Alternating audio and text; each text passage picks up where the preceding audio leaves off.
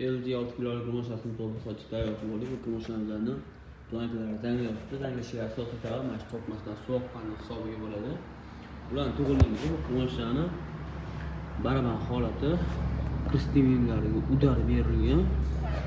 Bundan tashqari moshani bu taxadachisi zamoviga suv tushganlik hisobiga zamovi ham deyarli chala kuygan zamovi. Bu moshani asosiy muammolaridan saninlarda qolmagan, pachinlari yedirilib, sochilib ketgan.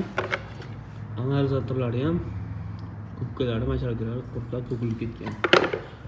Moshani pachinda ketib qolgan hisobiga oldi bakini ham chizib tashlagan. Moshani chiska remont qilishni boshlaymiz. 6 kilolik LG moshasini ham to'liq chiska qilib tayyor qildik. Moshani plankalari zangi dinamin krasib tayyor qildik.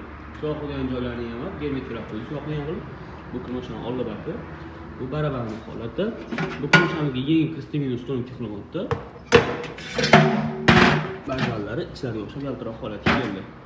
Bu moshamizni ikkita pachinli, bitta sanli, bitta suplapin, bitta eshulapka, bitta komplekt amalizator, bitta taxadachi, bitta zamon ustonik qilinmoqda.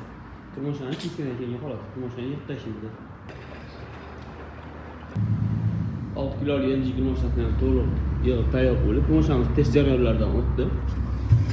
Kimga shunaqa tez va sifatli xizmatlar kerak bo'lsa, bemalol murojaat qilishingiz mumkin.